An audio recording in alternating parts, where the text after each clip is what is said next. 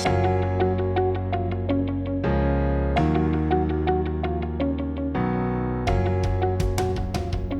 everyone, today I want to talk about the productivity paranoia, which is a really interesting phrase that came out of some research Microsoft did last week. And here's the research. They surveyed several thousand or so employees, and they found that 87% of surveyed workers believe they are productive at work, but only 12% of leaders believe that they are fully confident that their employees are productive. By the way, add to that the more recent research by Mercer that 81% of employees believe they are burned out. So of the 87% who are productive, only 6% are not burned out, which is really, really shocking. So what this basically says is there's a huge disparity between what CEOs believe is going on and what employees believe is going on. And there's a whole bunch of reasons why this is a problem. Let me talk a little bit about what we're going to do about it. It's very interesting that this is all happening right when I'm introducing my new book, Irresistible, which is basically all about this.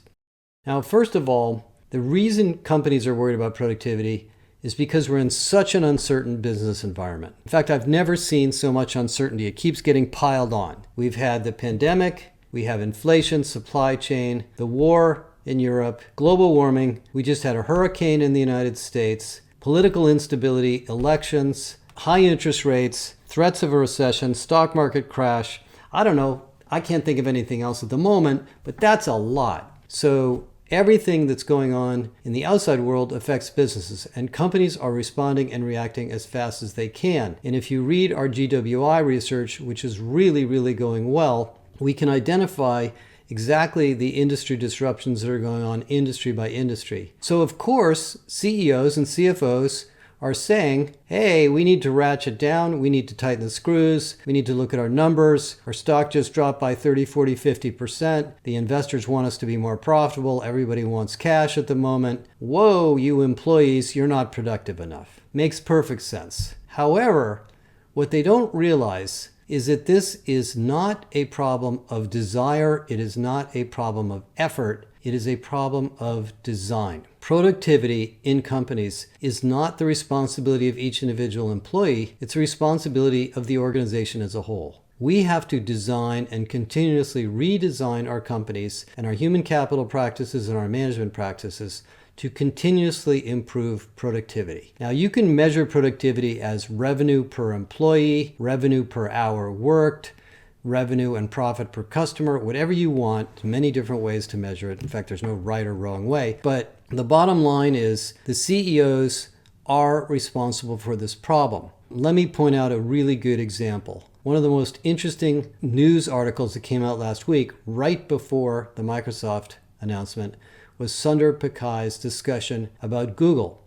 And he made a public statement, it went public, I don't think it was intended to be, that Google was becoming unproductive, there was too much bureaucracy, people needed to spend more time at work and less time on vacation, and that they was going to start a simplicity sprint to eliminate bureaucracy at Google. Now, in some sense that's the right message, but in some sense it's not. He and Fiona, the CHRO, and others really need to take responsibility for this. They can't push it down to individual employees. I know companies like Google have a lot of bureaucratic practices that have been built up over the years. Too many levels. They're just redoing their performance management process. They're learning and development and career development. All sorts of things that very mature companies have done, Google never really had to do because they were just growing and growing and growing. And so now they're realizing they have to re-engineer and what we call design for being irresistible. And my book, which I'm going to keep talking about, is really all about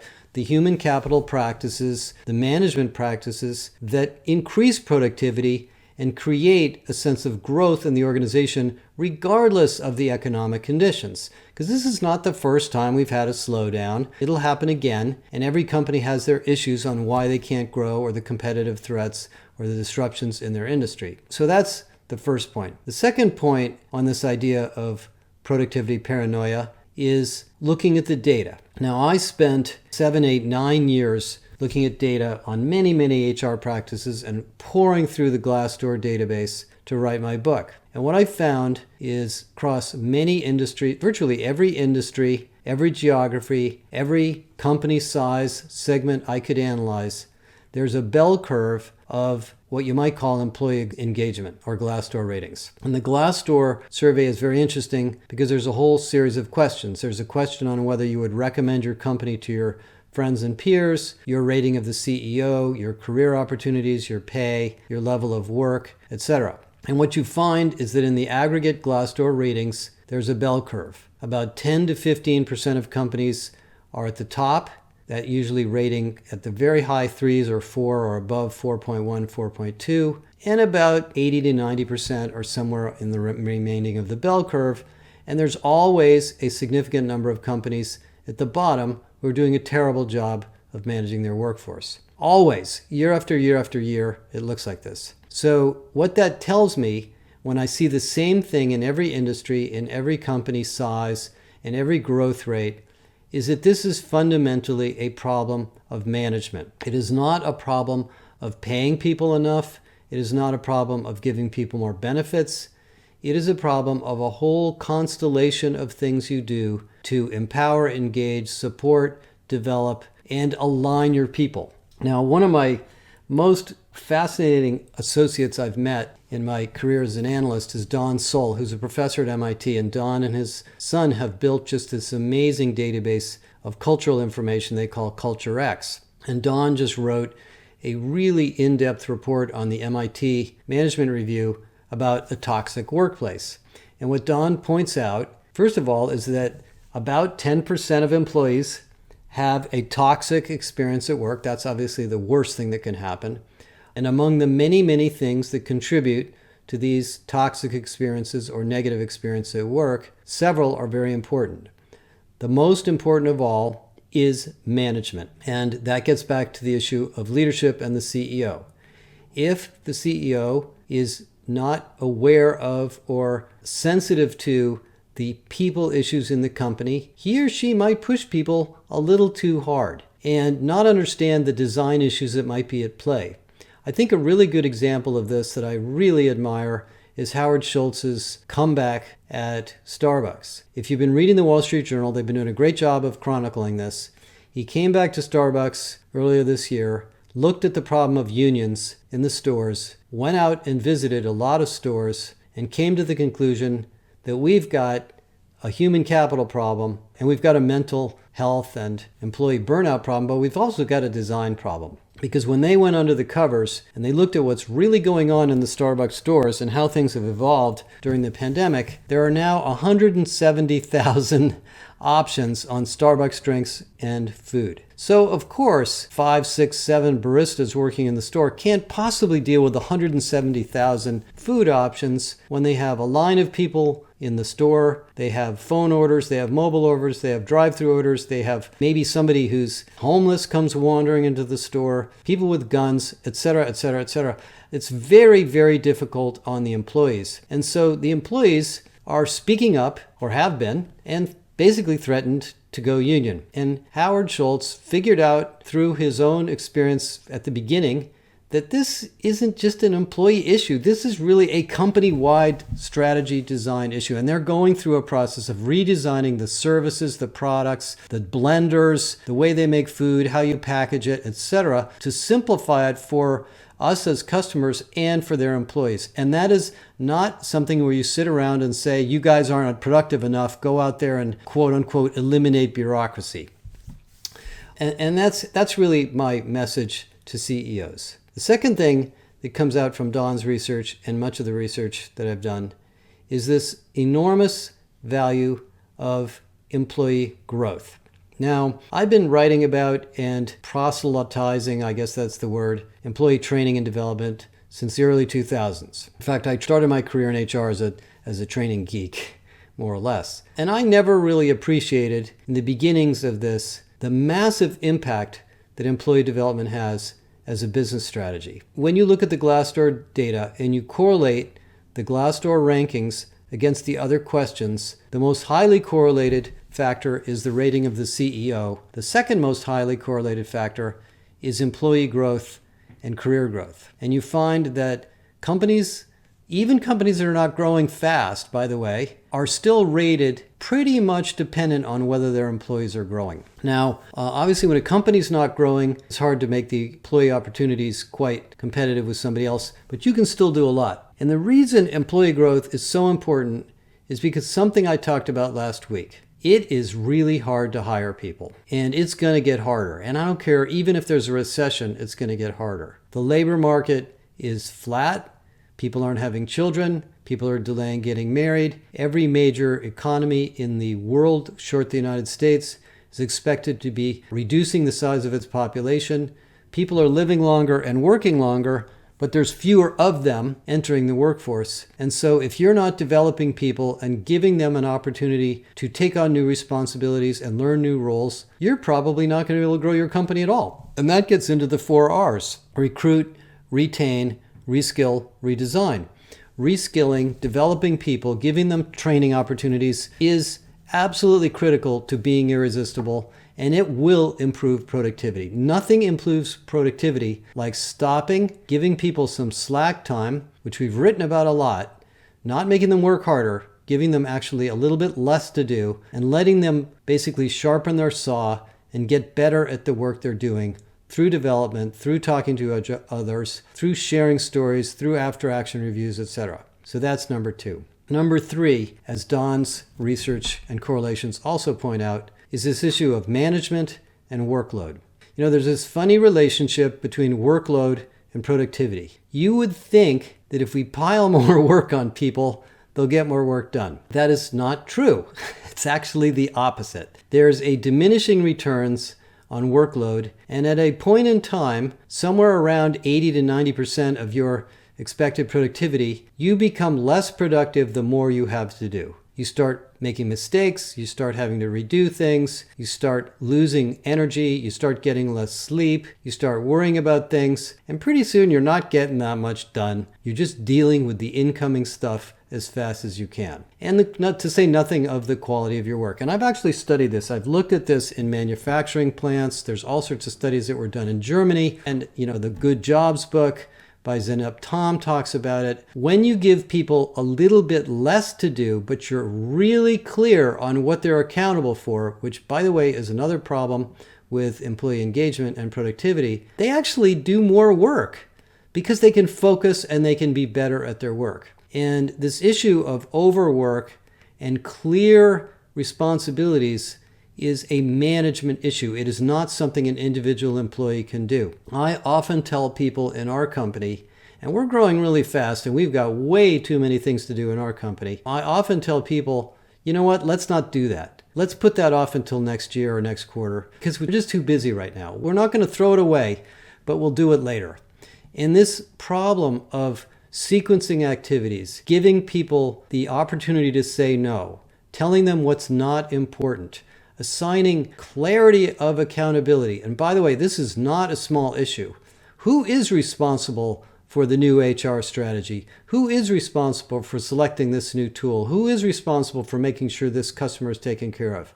Those are not easy questions to answer. And management must make that clear. And that is why this third area of management is so important. Now, relative to a big company that's thinking about this productivity paranoia issue, what do you do about management? Well, first of all, as you all know, management is a never-ending challenge.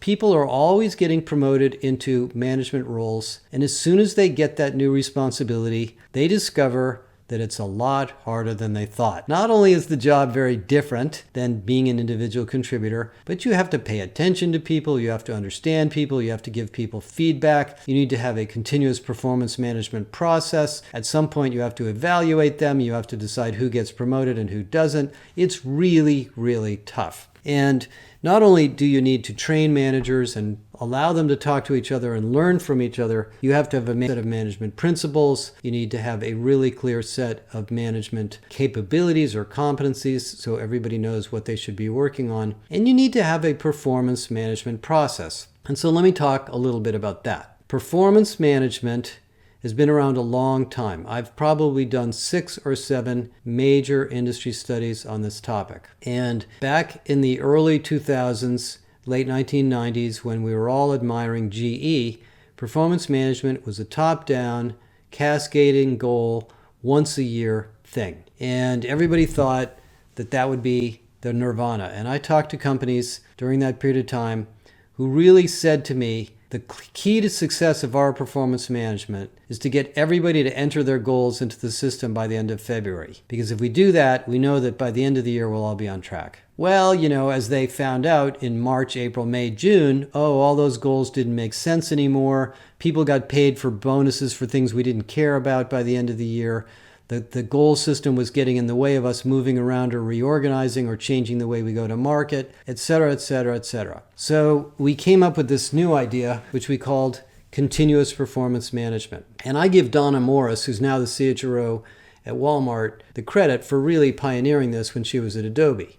Adobe at the time said, we got a lot of engineers who are getting promoted into management. They don't really know how to talk to their people. They're not used to it. So we're going to give them a formally designed check-in, and we're going to force them to have a check-in every week. And so this idea of managers regularly talking to their employees being a formal process started in the mid-2000s. So that grows. Companies grow. The economy grows. We have the digital revolution. It gets hard to hire people. We tighten the screws a little bit. We turn it into performance enablement. And a lot of the performance management that was very draconian and very top-down and very forced ranking in the 1990s and 80s turned into very much of a development process. And we spent a lot of time focused on not just results and goals, but behaviors. How do you get things done? Not what do you get done. Are you embracing the behaviors and the teamwork and the collaboration and the innovation that we want to drive in our company? Are you embracing the entire organization as you get things done? And we had features like people having performance management based on team goals, not just individual goals, and using a smaller, more simplistic level of evaluation where we have far exceeds performance, meets performance, or underperforms instead of 5 or 6 levels of performance. And all of that was going reasonably well, and it wasn't really a big issue until the pandemic came along. And during the pandemic, what I discovered in most of the companies we talked to is they stopped doing it entirely. Many companies, including Pepsi, we wrote a case study on them, and many others, had built this very, very complicated bureaucratic process with lots of talent reviews and calibration meetings. And in some companies, the entire month of December was basically wasted for managers to sit through management review meetings to try to figure out who's going to get what rating. We certainly went through that at Deloitte and didn't really add any value at all. So during the pandemic, companies said, oh my God, this entire process is just getting in our way. Let's stop it for a while. Let's just ignore it for a year or two while we get through this, and we'll figure it out later. So here we are, 2022, 2023, coming out of the pandemic, dealing with an economic slowdown, and everybody wants to tighten the screws on performance management again. Well, let me tell you a little clue here. It's changed. And we've done a lot of work on this, and I'm doing a lot of work with BetterWorks and other companies. The new world of performance management is what I would call, the best name I can think of it at the moment, is performance management in the flow of work. In other words, great managers don't manage performance once a quarter or once a year. They manage it all the time. They're always thinking about what we can do to make this person more productive, to help this person become better aligned or better perform in their job, to give this person some feedback so they can stop doing something that's getting in their way, and to give the entire organization growth, development, exposure to other people, new experiences, developmental assignments, so they continuously can improve. And that is not even close to the old Jack Welch performance management process. It's completely different. And so there's a new breed of tools. This is why I'm kind of into BetterWorks at the moment, including some of the new tools coming from Microsoft that allow you to do this online. In fact, one of the companies that actually really got involved in this in a very creative way was Cisco. Cisco, and one of our friends, Ashley Goodall, who at the time was at Deloitte, went to Cisco, I think he's left, went to Cisco entirely with the goal of creating team-based performance tools and systems for Cisco. And when he went to Cisco, what he discovered was, even though there's a hierarchy and all sorts of job levels and job titles, that there were more than 5,000 teams at Cisco doing different things, client teams, product teams, service teams, finance teams, and so forth, that were not reflected in any of the HR systems. They were not written down. And that's the way it is in most companies.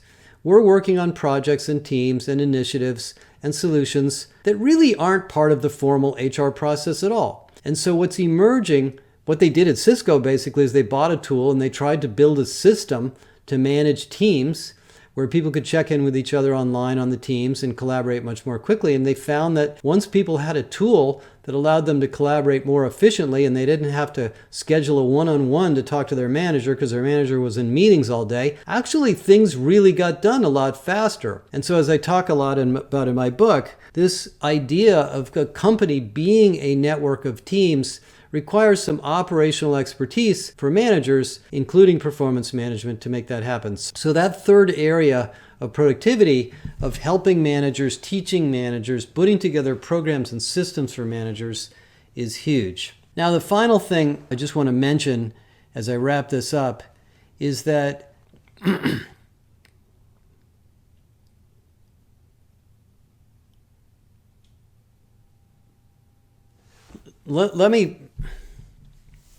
the final thing I want to say as I wrap this up is this big topic of culture. And Don Soul's research talks a lot about this. Many studies have been done on the role of corporate culture. Edgar Schein, who I had a chance to spend a lot of time with, has done some amazing research. And if you're really worried about productivity and you're worried about employee engagement and you're worried about whether you're really managing the company well, you have to think about culture. So let me just take a minute on that and then I'll wrap up. I'm not going to try to define what culture is, but as you know, culture is the water in which you swim. It's hard to see it, but you do know that it's there. You can feel it. And what Don talks about in his article and what a lot of our research shows is that cultures are very hard to change. Cultures are usually created by the founders. They last for decades and sometimes hundreds of years in companies, and they're built on the behaviors and belief systems and reward systems that made the company successful. So it's hard to change a culture. The owner of the culture is the CEO. You could